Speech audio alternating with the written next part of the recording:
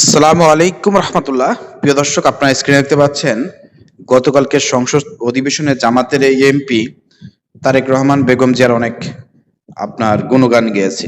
এই বিষয়টা নিয়ে আমরা দেখতে পাচ্ছি সোশ্যাল মিডিয়ায় তোলপাড় এবং সমালোচনা করতেছেন যে জামাতের এমপি কেন তারেক রহমান এবং বেগম জিয়াকে নিয়ে কেন এত প্রশংসা করবে, কেন এত তেল মারবে।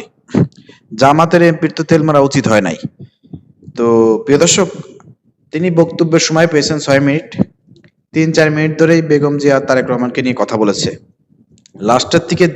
লাস্টের দিকে তিনি যে মন্তব্য করেছে খুবই চমৎকার এবং খুবই সুন্দর বক্তব্য দিয়েছেন, কিন্তু লাস্টের বক্তব্য কিন্তু ভাইরাল হচ্ছে না। ভাইরাল হচ্ছে যে বেগম জিয়া এবং তারেক রহমানকে যিনি গুণগান গিয়েছেন, এটা ভাইরাল করে মানুষ জামাতের এমপি কে নেগেটিভ করার চিন্তা ভাবনা করেছে। দেখেন, হ্যাঁ, তিনি ভুল করেছেন। জনাব তারেক রহমানকে এবং বেগম খালেদা জিয়াকে নিয়ে তার এক মিনিট হাইস্ট বলা উচিত ছিল, এরকম 3-4 মিনিট বলা উচিত হয় নাই। 1 মিনিট বলার পরে একদম ওই যে প্রথমে প্রশংসা পরে ধুলাই যেটাকে বলা হয়, তিনি কিন্তু সেটাই করেছিলেন, কিন্তু প্রশংসার সময়টা একটু বেশি হয়ে গিয়েছে। প্রিয় দর্শক, চলেন প্রথমে ভিডিওটা দেখে আসি, এরপর বাকি কথা বলতেছি। ওনার জীবনের দু একটি ইউনিকনেসের কারণে আমি ওনাকে ধন্যবাদ জানাতে চাই। মাননীয় স্পিকার, আমাদের মাননীয় প্রধানমন্ত্রী হয়তো বিশ্বের একমাত্র ব্যক্তি যার বাবা প্রেসিডেন্ট ছিলেন, মা প্রধানমন্ত্রী ছিলেন এবং তিনি প্রধানমন্ত্রী হয়েছেন। অর্থাৎ তিনি যে চেয়ারে আসীন হয়েছেন মাননীয় স্পিকার, এই চেয়ারে ওনার বাবা বসেছেন, ওনার মা বসেছেন এবং উনি বসেছেন। কালের পরিক্রমায় মাননীয় স্পিকার, এটাও বাস্তব, এই তিনজনেই গণভোটের বিভিন্নভাবে সম্মুখীন হয়েছেন এবং গণভোটকে বিভিন্নভাবে ডিল করেছেন। মাননীয় স্পিকার, মাননীয় প্রধানমন্ত্রী এক্সাইল থেকে সোজাসুজি প্রধানমন্ত্রী হয়েছেন মাত্র 53 দিনে, যেটি এই এশিয়া মহাদেশে এর আগে আয়াতুল্লাহ খুমেনির 59 দিনে ছিল, হামিদ কারজাই 2 মাসে ছিল। সেই রেকর্ডটাও ভেঙেছেন মাননীয় প্রধানমন্ত্রী, যে এক্সাইল থেকে সরাসরি তিনি মাত্র 53 দিনের ব্যবধানে এসে এই বাংলাদেশের প্রধানমন্ত্রী হয়েছেন। মাননীয় স্পিকার, আমি আরো ধন্যবাদ জানাতে চাই মাননীয় প্রধানমন্ত্রীকে আমার প্রত্যাশার জায়গা থেকে। এর কারণটি হল মাননীয় স্পিকার, উনি যখন 6 বছরের শিশু তখন ওনার পিতা বাংলাদেশে স্বাধীনতার ঘোষণা দিয়েছেন। উনি যখন 10 বছরের শিশু তখন তিনি দেখেছেন বাংলাদেশের মানুষ তার পিতাকে ক্যান্টনমেন্ট থেকে নিয়ে এসে এই বাংলাদেশে সিপাহী জনতা মিলে এই বাংলাদেশের সরকারের মধ্যে আসীন করিয়েছেন।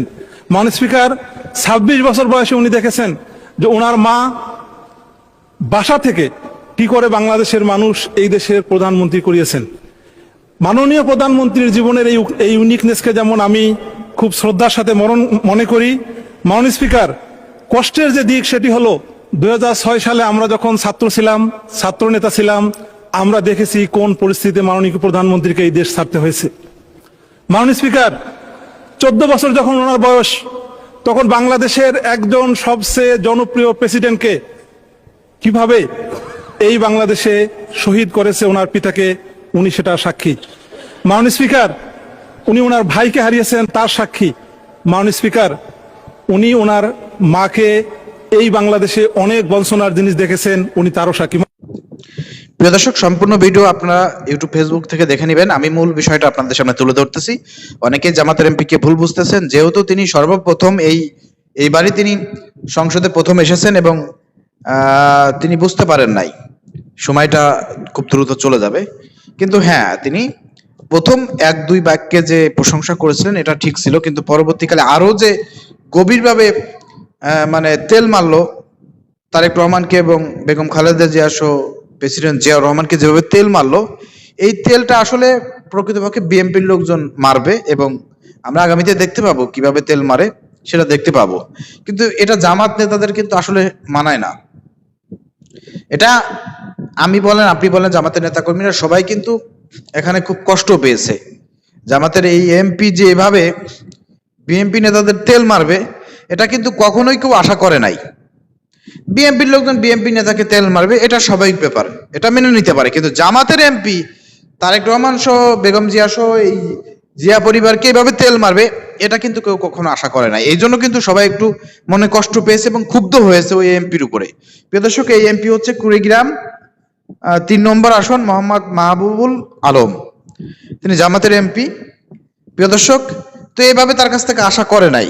কিন্তু আমার যেটা মনে হয় প্রিয় দর্শক, তিনি আসলে প্রশংসা প্রথমে করে লাস্টে যে গুরুত্বপূর্ণ বক্তব্য দিয়েছে, এই বক্তব্য দেওয়ার জন্যই এবং এই জবাবটা দেওয়ার জন্যই তিনি প্রিয় দর্শক এই প্রশংসা করেছেন। কিন্তু এই প্রশংসার মাত্রা বেশি হয়ে গেছে। ওই যে বললাম না, প্রথম আসলে আসলে এই প্রথম মানে এমপি হয়েছে তো পার্লামেন্টে প্রথম, এই জন্য তিনি বুঝতে পারেন নাই যে সময় চলে যাবে, লাস্টের দিকে সে সময় পাবে না। তো যাই হোক, এটা ক্ষমা সুন্দর দৃষ্টিতে সবার দেখতে হবে, ভুল বুঝলে হবে না। তার মূল যে চিন্তা ভাবনা ছিল যে প্রশংসা করে পরবর্তীকালে মানে ওই আপনি কঠিন জবাব দিয়া, তো এটাই তার উদ্দেশ্য ছিল, কিন্তু তিনি আসলে বুঝতে পারেন না, এই জন্য সময়টা বেশি লেগে গেছে।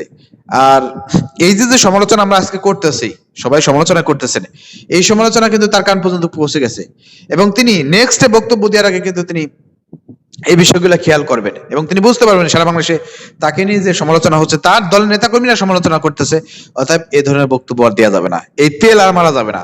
তেল মারলে পারে হাইয়েস্ট 20 সেকেন্ড 30 সেকেন্ড, দুইটা বাক্যে তেল মারবে, এর পরের বাক্যগুলো একবার জবাব দেবে।